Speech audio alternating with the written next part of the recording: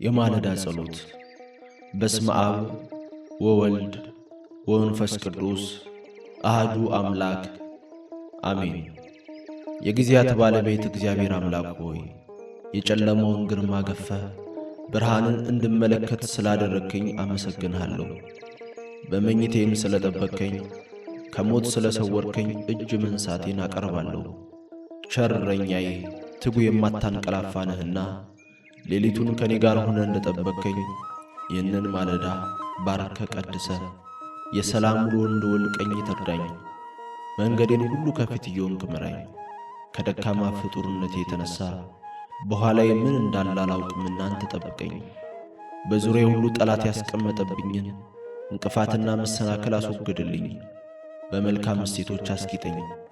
ከፈተና የተነሣ እንኳን በወድቅ አንሳኝ እንጂ አትተወኝ።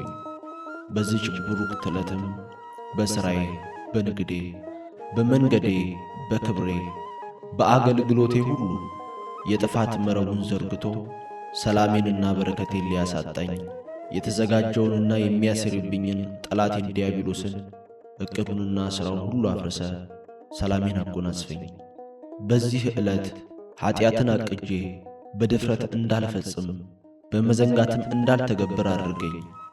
ደም ከሚፈስበት፣ ፍርድ ከሚዛባበት፣ ድሃ ከሚበደልበት፣ በማታለልና በማጭበርበር ከሚከበርበት፣ ጣዖትና ሰይጣን ከሚመለክበት ሥራና ቦታ ሁሉ ፈጽመ ጠብቀኝ።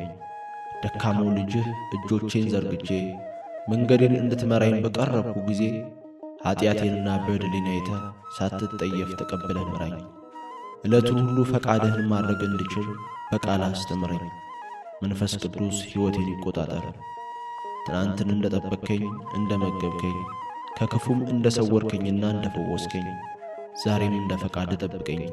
አንተ ያልከው ይሆን ዘንድ ግድ ነውና በከንቱ ከመጨነቅና ከመተከዝ ተስፋም ከመቁረጥ ሰውረኝ። ለዘላለሙ አሜን።